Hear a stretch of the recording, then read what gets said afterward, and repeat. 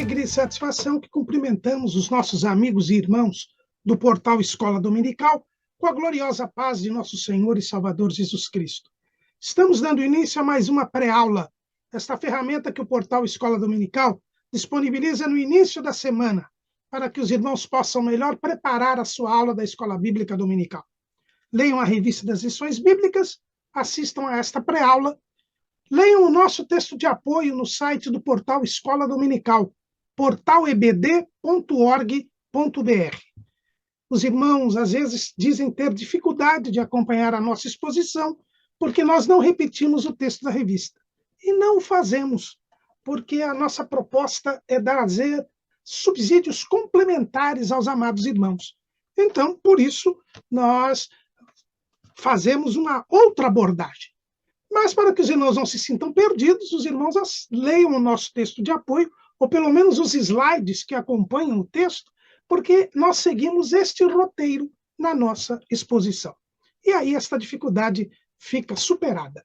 Também durante a semana, o portal Escola Dominical disponibiliza 5 ou 6 outros textos desta mesma lição, outros textos de apoio com outros autores, assim como também disponibiliza textos de aula e videoaulas de todas as faixas etárias do currículo da Casa Publicadora das Assembleias de Deus. Também nós disponibilizamos ao longo da semana breves comentários em áudio das leituras bíblicas diárias sugeridas na revista. O irmão tem um momento devocional e nós estamos falando sobre avivamento, e o avivamento exige de cada um de nós, como vimos na semana passada, uma atitude de meditação nas Escrituras. Então, nós juntamos o útil ao agradável. O irmão angaria informações para a lição e, ao mesmo tempo, desfruta de um momento devocional que é bom para a sua vida espiritual. Também, no sábado à noite, às 19 horas, horário de Brasília, o irmão é convidado à assistir à transmissão ao vivo do estudo preparatório dos professores e amigos da Escola Bíblica Dominical, da Igreja Evangélica Assembleia de Deus, Ministério do Belém, na sede aqui em São Paulo. Se estiver em São Paulo região, o irmão é nosso convidado. A reunião é aberta a todos os que amam o estudo da Palavra de Deus. Só que ela se realiza no Templo Antigo, na Rua Conselheiro Cotegipe 273, no bairro do Belenzinho. E também, durante a semana, se o irmão tiver alguma dúvida, poste a sua pergunta na sala dos professores do portal Escola Dominical. Nós não respondemos aos comentários, a perguntas feitas nos comentários das nossas redes sociais. Mas tudo isso é apenas a preparação da Escola Bíblica Dominical. Ela se realiza quando o povo do Senhor vai à casa do Senhor, no dia do Senhor, para estudar a palavra do Senhor. Neste primeiro trimestre de 2023, nós estamos estudando o tema Aviva a Tua Obra, o chamado das Escrituras ao quebrantamento e ao poder de Deus. O nosso comentarista é o pastor Elinaldo Renovato de Lima, que é o pastor presidente das Assembleias de Deus em Parnamirim, no estado do Rio Grande do Norte. E hoje, continuando aí este quarto bloco do trimestre, nós estamos estudando sobre o avivamento espiritual cotidiano, quer dizer, o avivamento do dia a dia. E hoje estaremos estudando a lição de número 11, o avivamento e a missão da igreja. Semana passada, nós estudamos o avivamento na vida pessoal. Agora, nós vamos ver o avivamento com relação à igreja. Vejam, irmãos, que a igreja é este povo de Deus da atual dispensação. Né? A igreja é o povo de Deus. A nossa declaração de fé, quando fala sobre a igreja, ela diz o seguinte, lá no capítulo 11 da nossa declaração de fé, está escrito assim: cremos, professamos e ensinamos que a igreja é a Assembleia Universal dos Santos, de todos os lugares e de todas as épocas, cujos nomes estão escritos nos céus. E isto está baseado em Hebreus 12 e 23. à universal Assembleia, a igreja dos primogênitos que estão inscritos nos céus, e a Deus, o juiz de todos, e aos espíritos dos justos aperfeiçoados. A igreja foi fundada por nosso Senhor Jesus Cristo, pois ele mesmo diz: sobre esta pedra edificarei a minha igreja, e as portas do inferno não prevalecerão contra ela. Mateus 16 e 18. Essa pedra é o próprio Cristo. Ele é a pedra que foi rejeitada por vós, os edificadores, a qual foi posta por cabeça de esquina. Atos 4 e 11. Tendo a doutrina dos apóstolos por fundamento, e Jesus a principal pedra de esquina, edificado sobre os fundamentos dos apóstolos e dos profetas, de que Jesus Cristo é a principal pedra da esquina. Efésios 2 e 20. Ela, a igreja, é a coluna e firmeza da verdade. E aí é mencionada o versículo de 1 Timóteo 3 e 15, mas se tardar, para que saibas como convém andar na casa de Deus, que é a igreja do Deus vivo, a coluna e firmeza da verdade. E também nós temos a comunidade do Senhor. Além da Assembleia Universal dos Crentes em Jesus, o vocábulo igreja refere-se a um grupo de crentes em cada localidade geográfica. Ensinamos que a igreja é una e indivisível, um só corpo, um só espírito, uma só fé e um só batismo. E, além disto, no item 4 da nossa declaração de fé, nesse capítulo 11, está escrito assim: a igreja atuante é aquela que ainda milita na terra, formada por todos aqueles que seguem a Cristo, lutam contra a carne, o mundo, o diabo, o pecado e a morte. A igreja atuante emprega armas espirituais no bom combate. Ela permanece firme nessa batalha contra o mal, e isso vai durar até a vinda de Cristo. E, por fim, no item 6, fala da missão da igreja. Veja que nós estamos vendo o que é a igreja, e agora a missão da igreja, segundo a nossa declaração de fé, porque o nosso tema é o avivamento e a missão da igreja. Entendemos que a função primordial da igreja é glorificar a Deus. Quer comais, quer bebais, ou façais outra qualquer coisa, fazei tudo para a glória de Deus. 1 Coríntios 10 e 31. Isso é feito por meio da adoração, da evangelização, da edificação de seus membros e do trabalho social. A igreja foi eleita para adoração e louvor da glória de Deus, recebendo também a missão de proclamar o evangelho da salvação ao mundo todo, anunciando que Jesus salva, cura, batiza no Espírito Santo e que em breve voltará. Então, os irmãos vejam que quando nós falamos em igreja, estamos falando deste povo que Jesus salvou. Para fazer parte da igreja, nós temos que crer em Jesus. E ao crer em Jesus, nós somos inseridos na igreja, que é o corpo de Cristo.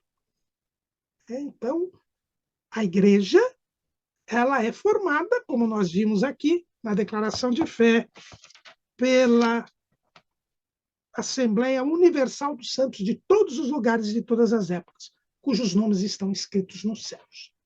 Então, quando nós cremos em Jesus, o nosso nome é escrito no céu. E, ao ter o nosso nome escrito no céu, ao termos os nossos pecados perdoados, nós somos introduzidos na igreja, no corpo de Cristo.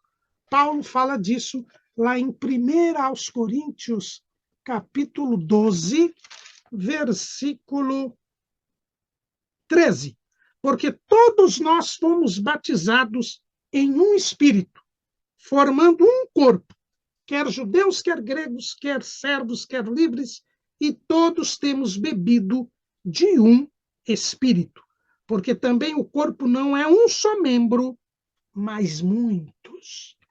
Então veja que quando nós somos salvos, nós somos batizados no Espírito, né? Nós somos inseridos pelo Espírito Santo no corpo de Cristo, que é um corpo vivo, porque Jesus está vivo. Então nós ganhamos vida e fazemos parte desta igreja. E esta igreja tem um trabalho. Jesus edificou a igreja, ele disse: edificarei a minha igreja e as portas do inferno não prevalecerão contra ela. Mateus 16 e 18. E Jesus, antes de subir ao céu, disse para esta igreja: ide por todo o mundo, pregai o evangelho a toda a criatura. Lá em Marcos 16 e 15. Também Mateus registra o que Jesus também falou a esta igreja. Portanto, ide, ensinai todas as nações, batizando-as em nome do Pai, do Filho e do Espírito Santo, ensinando-as a guardar todas as coisas que eu vos tenho mandado. E eis que eu estou convosco todos os dias, até a consumação dos séculos. Jesus também disse a esta igreja, e é registrado por Lucas, capítulo 24, versículo 46. E disse-lhes: assim está escrito e assim convinha que o Cristo padecesse e ao terceiro dia ressuscitasse dos mortos, e em seu nome se pregasse o arrependimento e a remissão dos pecados em todas as nações, começando por Jerusalém. E dessas coisas sois vós testemunhas. E eis que sobre vós envio a promessa do meu Pai. Ficai, porém, na cidade de Jerusalém, até que do alto sejais revestidos de poder. E no domingo da ressurreição, ele disse aos discípulos no cenáculo, João capítulo 20, versículo 21. Disse-lhes, pois, Jesus outra vez: paz seja convosco. Assim como o Pai me enviou, também eu vos envio a vós. Então, este povo que foi formado por Jesus, por essas pessoas que creram nele e receberam o perdão dos pecados, tiveram seus nomes escritos nos céus, estão com seus pecados perdoados, voltaram a ter comunhão com Deus. Estes homens têm uma missão, têm um trabalho a fazer. Eles não estão na terra por acaso. Eles não estão na terra para ficarem simplesmente aqui esperando Jesus voltar. Eles têm um trabalho. Que trabalho é esse? Pregar o evangelho a toda criatura por todo o mundo. Pregar o arrependimento dos pecados, o arrependimento e a remissão dos pecados em nome de Jesus, entre todas as nações. Ensinar as nações, batizando-as em nome do Pai, do Filho e do Espírito Santo, e ensiná-las a guardar todas as coisas que Jesus mandou. Ser enviado ao mundo por Jesus, como Jesus foi enviado pelo Pai. E Jesus enviou o Pai para pregar o evangelho do reino, para curar a todos os oprimidos do diabo, para andar fazendo o bem. É assim que Pedro fala ali, na casa de Cornélio. Como Deus ungiu a Jesus de Nazaré, para que, como vamos ler aqui, para não falar o que não está escrito, né? Como Deus, 10 e 38 de Atos, como Deus ungiu a Jesus de Nazaré com o Espírito Santo e com virtude, o qual andou fazendo bem e curando a todos os oprimidos do diabo, porque Deus era com ele. E Deus é com a igreja, porque Jesus disse: eu estou convosco todos os dias. Jesus é Deus. E ele ainda disse: não vos deixarei órfãos, porque enviarei o Consolador, eu rogarei ao Pai e enviarei o Consolador para que fique convosco e habite em vós. Então, nós temos o Espírito Santo. Jesus mandou que os discípulos aguardassem o revestimento do poder. Eis que vos darei e recebereis a virtude do Espírito Santo que há de vir sobre vós.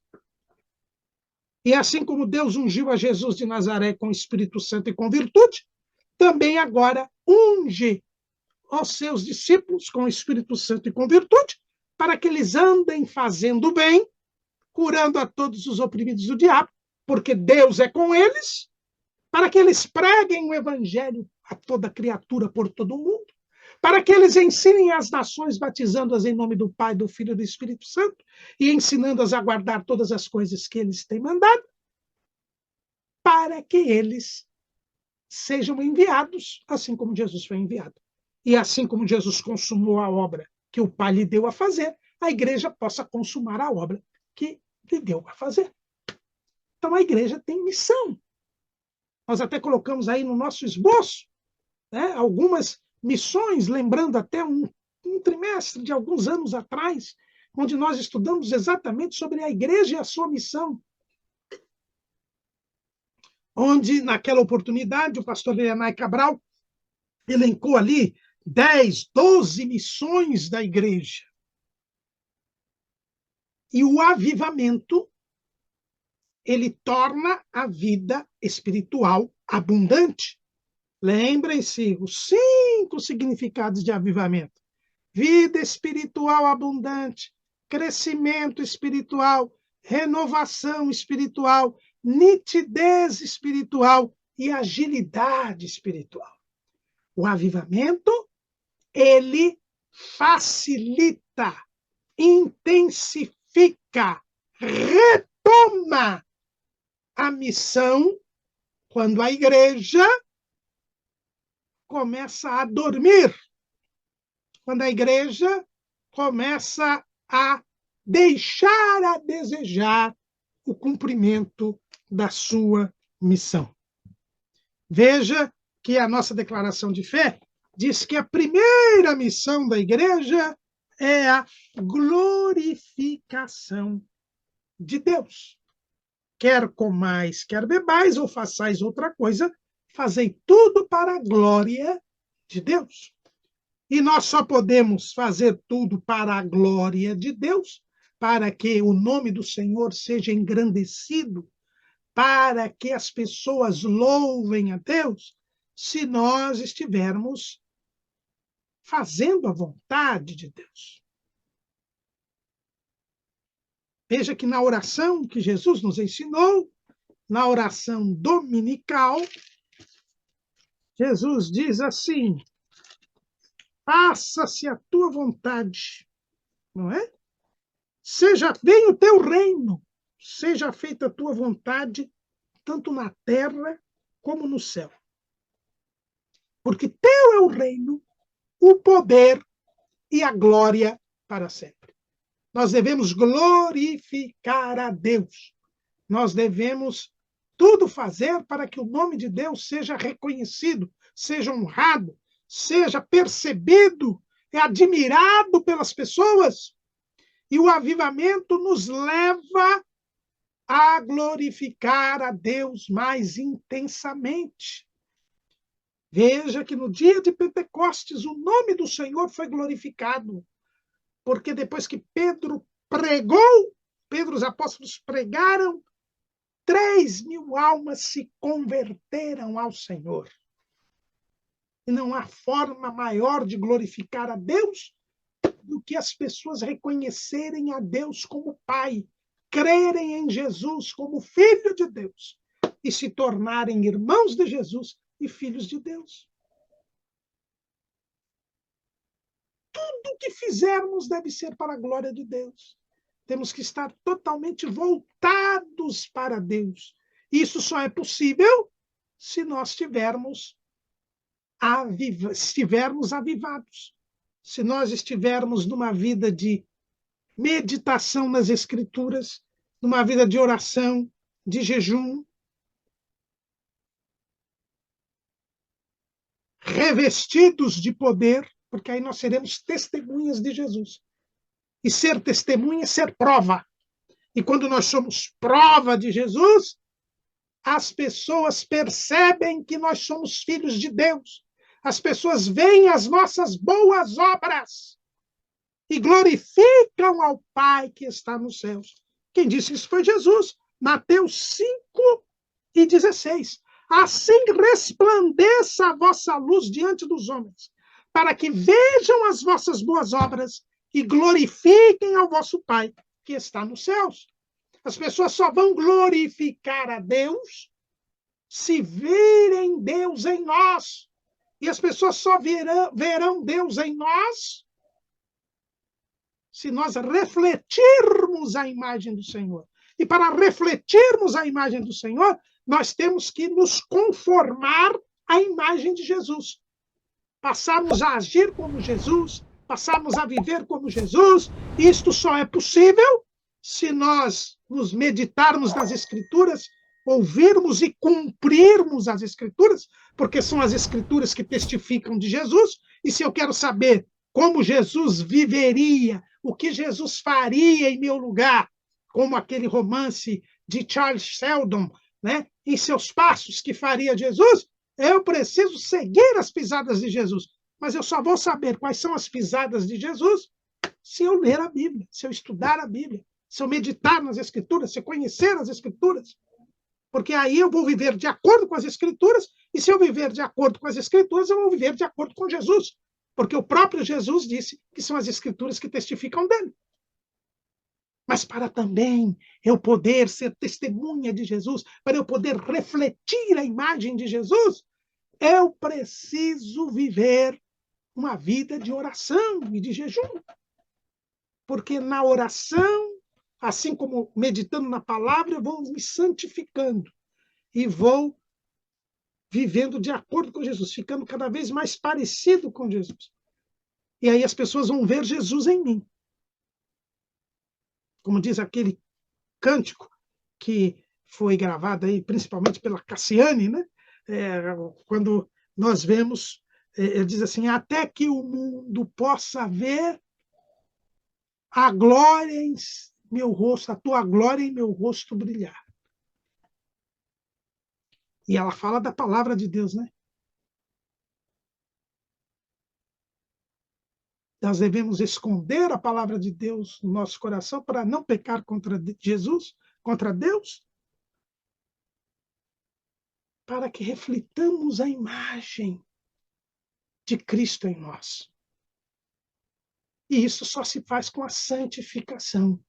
E a santificação depende da meditação nas Escrituras, depende da oração reforçada com o jejum, depende do revestimento de poder. Jesus disse, ficai em Jerusalém até que do alto sejais revestidos de poder, e disse, recebereis a virtude do Espírito Santo que há de vir sobre vós, e ser-me-eis testemunhas. Eu nunca poderei ser uma real e efetiva e total testemunha de Jesus se não tiver revestimento de poder, se não for batizado no Espírito Santo.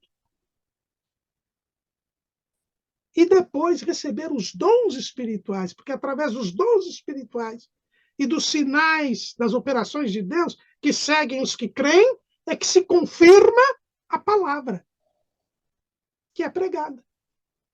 Foi assim com Jesus. Jesus pregou a palavra e confirmou a palavra pregada com sinais, prodígios e maravilhas. Assim foi na igreja, sempre. E o avivamento, ele traz estas circunstâncias que tornam possível o cumprimento da missão da igreja. Então, a igreja, para cumprir a sua missão, necessita do avivamento espiritual. E o Espírito Santo vem avivar a igreja exatamente para que a igreja cumpra o seu papel. Nós vimos aqui, quando estudamos a história da igreja, os avivamentos da história da igreja, nós vemos que nos momentos de avivamento, eram momentos em que a igreja estava em crise porque não cumpria o seu papel. As pessoas não estavam sendo convertidas, até porque muitos inconversos é que estavam em postos de liderança na igreja. As pessoas não tinham conhecimento das Escrituras nem do poder de Deus. E assim a igreja não cumpria o seu papel, não cumpria a sua missão. E quando há um avivamento, a primeira consequência é a conversão de almas. Veja que A glorificação, diz a nossa declaração de fé, é a função primordial da igreja. Agora, a igreja adora a Deus, e quando há um avivamento, esta adoração é aceita pelo Senhor, porque é uma adoração sincera, é um sacrifício vivo, santo e agradável a Deus, que é o culto racional.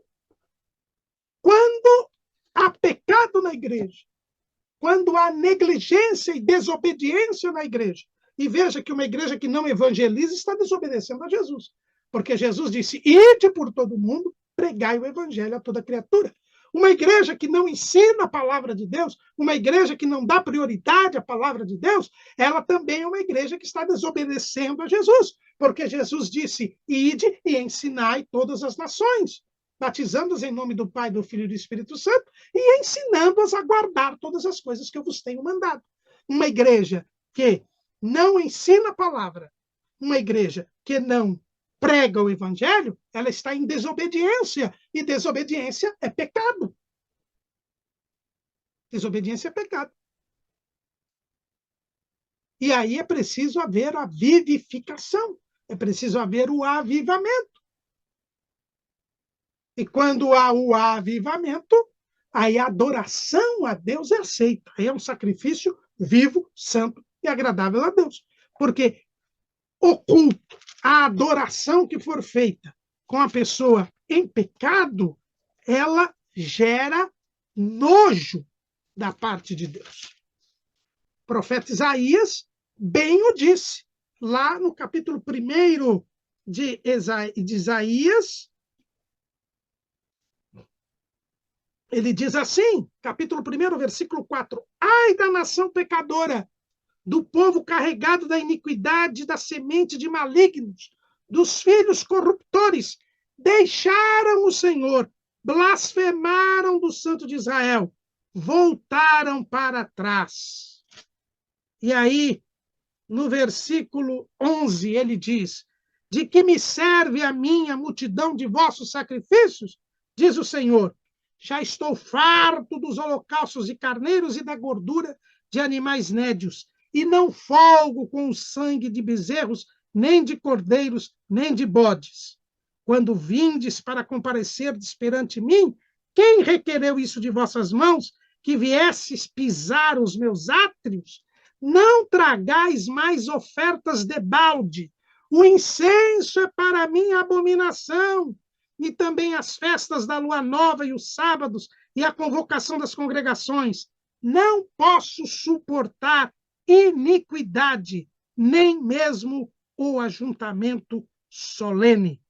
As vossas festas da lua nova e as vossas solenidades as aborrece a minha alma, já me são pesadas, já estou cansado de as sofrer.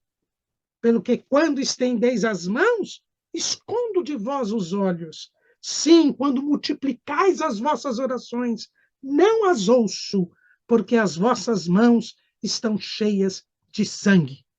Lavai-vos, purificai-vos, tirai a maldade de vossos atos de diante dos meus olhos e cessai de fazer mal. Aprendei a fazer o bem, praticai o que é reto, ajudai o oprimido, fazei justiça ao órfão, tratai da causa das viúvas. Vinde então e argui-me, diz o Senhor. Ainda que os vossos pecados sejam como a escarlata, eles se tornarão brancos como a neve. Ainda que sejam vermelhos como o carmesim, se tornarão como a branca lã. Então, sem avivamento, sem arrependimento e conversão dos pecados, que é o primeiro passo para o avivamento, não há como a adoração a Deus ser aceita. Deus tem abominação. Deus não ouve as orações. Porque os pecados fazem divisão entre Deus e nós. Para que ele não nos ouça. Então, veja, a declaração de fé diz que uma das funções da igreja é a adoração. E a adoração exige de nós que apresentemos a Deus um sacrifício vivo, santo e agradável a Deus. Então, Então é preciso haver a santificação. O avivamento torna possível que nós adoremos a Deus. O avivamento torna possível que haja evangelização. Veja que Charles Finney, ele diz que o avivamento ele é a renovação do primeiro amor dos cristãos que resulta em despertamento e conversão de pecadores a Deus. Eu só posso cumprir a missão evangelizadora, ide por todo mundo, pregai o evangelho a toda criatura. Jesus começou a pregar quando João foi preso, Marcos 1:13. Mas antes de João ser preso, Jesus foi batizado no Rio Jordão e foi cheio do Espírito Santo. Antes dos discípulos começarem a pregar o evangelho, eles foram cheios do Espírito Santo no dia de Pentecostes e já ganharam 3.000 pessoas para Jesus. Depois, Pedro e João receberam os dons espirituais. Pedro curou aquele coxo da Porta Formosa do templo. E aí nós temos 5.000 pessoas recebendo a Jesus como Senhor e Salvador. A missão da igreja só pode ser cumprida a contento quando há avivamento espiritual, quando eu tenho vida espiritual abundante. Vamos a Éfeso. Alguém foi lá, muito provavelmente Apolo, pregou o evangelho, mas ele não conhecia o Espírito Santo, ele só conhecia o batismo de João. Ganhou 12 pessoas para Cristo. Paulo chega a Éfeso, encontra os 12 discípulos. Eles são revestidos de poder. E em 3 anos, ou antes de 3 anos, os fabricantes de ídolos em Éfeso, que era a segunda maior cidade do Império Romano, estavam com medo de falir, porque multidões haviam recebido a Jesus. E quando recebiam a Jesus, abandonavam a idolatria, e Éfeso vivia do culto a Diana. E essas pessoas viviam do comércio do culto a Diana, e já viam que iriam falir, porque as pessoas estavam abandonando a idolatria, abandonando a feitiçaria. Por quê? Porque havia uma igreja avivada. A evangelização era eficiente, eficaz e efetiva. Porque tínhamos uma igreja de pessoas cheias do Espírito Santo, revestidas de poder. E Paulo, então, diria o povo, pingava óleo, porque em Éfeso ele fazia maravilhas extraordinárias. É o ápice dos sinais, prodígios e maravilhas no ministério de Paulo. Porque era um centro de idolatria, um centro de feitiçaria. E era precisa a plenitude do Espírito Santo para que o evangelho pudesse triunfar. E hoje nós vivemos período de intenso aumento do satanismo, da operação de demônios, do espírito do anticristo. Estamos na preparação do governo de Satanás sobre o mundo. E mais do que nunca, nesses últimos dias da igreja, precisamos do revestimento de poder, dos dons espirituais, do avivamento. Vivemos o avivamento mais longo e mais duradouro, mais amplo, temporal e espacialmente em toda a história da igreja, para podermos enfrentar este momento de multiplicação da iniquidade e de intensificação das hostes espirituais da maldade. Assim como no ministério de Jesus, os demônios aumentaram a sua atividade para confrontar-se a Jesus, Assim também, neste período final da igreja, os demônios se levantam para afrontar a Jesus através da igreja. E precisamos estar preparados para isso. O avivamento é fundamental para que tenhamos o cumprimento da missão da igreja. Por isso, o avivamento resulta em conversão de almas. Veja o que diz Charles Finney. Há avivamento quando? Quando os cristãos retomam o primeiro amor, e este primeiro amor os leva a querer ganhar almas para Jesus. E o resultado disso é o despertamento e a conversão de pecadores a Deus. John Stott também não age diferente. John Stott ele diz que o avivamento é uma visitação inteiramente sobrenatural do Espírito soberano de Deus, pelo qual uma comunidade inteira toma consciência de sua santa presença e é surpreendida por ela. Os inconversos se convencem do pecado, arrependem-se e clamam a Deus por misericórdia, geralmente em números enormes e sem qualquer intervenção humana. Aqui, essa intervenção humana é para o convencimento é feito pelo Espírito Santo, mas há a pregação do Evangelho, naturalmente. Os desviados são restaurados e os indecisos são revigorados. Qual é o resultado? É a evangelização. Se evangeliza quem nunca creu em Jesus, se evangeliza quem se afastou de Jesus, e se evangeliza quem está vacilante. E o resultado é que todos vêm para Cristo. Todos vêm para Cristo.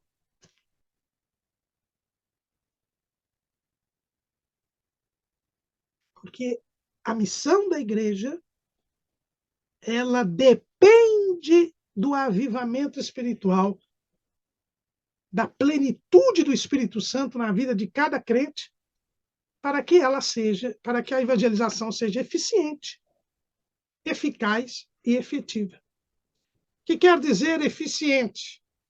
É que atinja a meta, o padrão querido por quem mandou fazer. E Jesus quer que todos os homens se salvem e venham ao conhecimento da verdade. Eficaz, que dá resultado. E nós vemos que quando a igreja está avivada, as pessoas realmente creem em Jesus, se arrependem dos seus pecados. E, em terceiro lugar, ela é efetiva. Por que ela é efetiva? Porque ela é eficiente e eficaz ao mesmo tempo.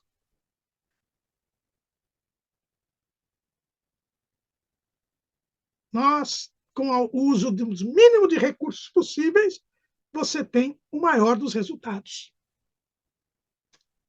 Então, a igreja, para cumprir a sua missão, exige o avivamento. Exige o avivamento. Não há como podermos evangelizar sem que haja avivamento, sem que os crentes estejam avivados. O resultado qual é? Poucas almas sendo convertidas e a igreja não tendo condições de enfrentar o mundo que está no maligno. E agora, nós vemos um outro fator aqui. É que, com o avivamento, a igreja toma consciência de que existe para ganhar almas, de que a sua função é ganhar almas para Cristo.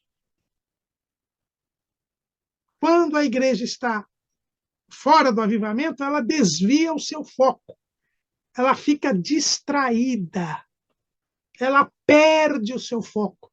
É por isso que hoje muitas igrejas, elas são verdadeiras organizações não governamentais, quando não são associações filantrópicas, viraram mesmo empresas. São igrejas que estão muito envolvidas com atividades que são importantes muitas vezes, mas que não são as puramente criadas por Jesus para a igreja. Há muitas igrejas hoje que estão muito mais envolvidas em atividades empresariais, em atividades filantrópicas, do que propriamente na pregação do Evangelho. Há muitas denominações hoje que as universidades, que os institutos, que as casas de caridade que eles têm ocupam todo o tempo delas. As instituições existem por causa dessas universidades, casas de caridade, enfim. E a pregação do Evangelho? E o ganhar almas para Cristo? Isso é deixado de lado. Tomemos cuidado, isso é falta de vida espiritual. Né? Porque não tem mais vida espiritual abundante, não tem mais crescimento espiritual, não tem mais nitidez espiritual, não tem renovação espiritual e não tem agilidade espiritual. Todos os recursos, todos os esforços são feitos para realizar outras tarefas, se esquecendo que a igreja foi criada por Jesus para ganhar almas, para pregar o Evangelho. Além disso, nós temos a edificação dos seus membros. A missão ensinadora, ensinai as nações, batizando-as em nome do Pai, do Filho e do Espírito Santo, e ensinando-as a guardar todas as coisas que eu vos tenho mandado. A igreja precisa ensinar a palavra. Ela prega a palavra para os incrédulos e ensina a palavra para os crentes. É extremamente necessário que a igreja leve os crentes a aprender a palavra de Deus, a meditar na palavra de Deus, a cumprir a palavra de Deus, porque assim a igreja se santificará e ela estará sempre em avivamento, porque não há avivamento que comece fora da palavra de Deus. Jesus disse lá no Evangelho, segundo escreveu João, capítulo 6, versículo 63. O Espírito é o que vivifica, a carne para nada aproveita. As palavras que eu vos disse são espírito e vida. Quando nós ensinamos a palavra aos crentes, aos membros em particular da igreja, eles aprendem, eles têm acesso a palavras que são, não é que tem, que são espírito e vida. A palavra é espírito e vida. Não há como ter avivamento espiritual sem palavra. Não é à toa que na igreja de Antioquia, os crentes pela primeira vez são chamados cristãos. E por que eles são reconhecidos como testemunhas de Jesus, como pequenos cristos, como pessoas parecidas com Cristo, numa cidade em que Cristo nunca esteve?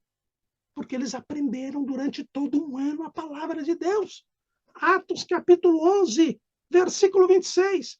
E sucedeu que todo um ano se reuniram naquela igreja e ensinaram muita gente. Em Antioquia, foram os discípulos pela primeira vez chamados cristãos. Eles aprenderam a palavra, eram gentios, eles não conheciam as escrituras, não conheciam as promessas messiânicas. Eles precisavam ser preparados, eles precisavam ser conscientizados, eles precisavam ter conhecimento das escrituras, para ver que o plano de Deus para a salvação do homem era desde o Éden, e que Jesus cumpriu todas as profecias. E eles passaram a cumprir a palavra, passaram a compreender a palavra. E então, eles começaram a viver como Jesus vivia. E ao pregarem a Jesus, as pessoas de Antioquia faziam a comparação entre eles e o Jesus que eles pregavam. e chegaram à conclusão que eles viviam igual a este Jesus que eles pregavam. E passaram a chamar aquelas pessoas de cristãos, parecidos com Cristo, pequenos cristos, porque foram ensinados na palavra. E a palavra os conformou à imagem de Cristo. Isto é a santificação, isto é o crescimento espiritual, porque quando nós somos conformados cada dia à imagem de Cristo, nós estamos crescendo espiritualmente, nos aperfeiçoando.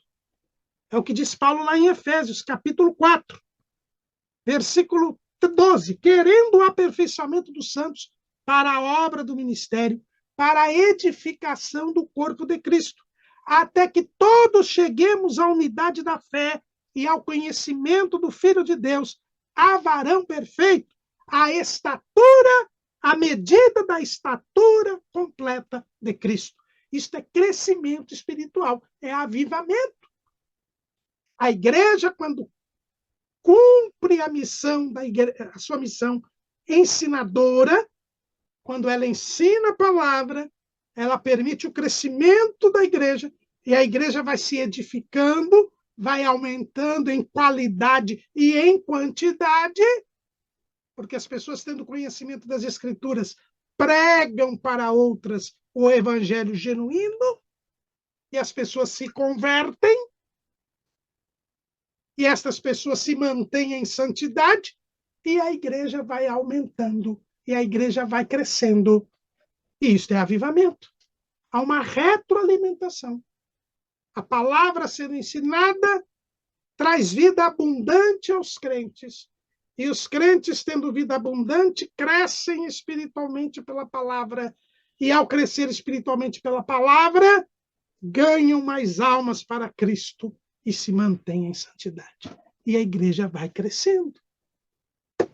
Eis, irmãos, o papel do avivamento na missão da igreja. E a nossa declaração de fé diz que a igreja, uma das suas funções é justamente a edificação do corpo de Cristo, dos membros da igreja.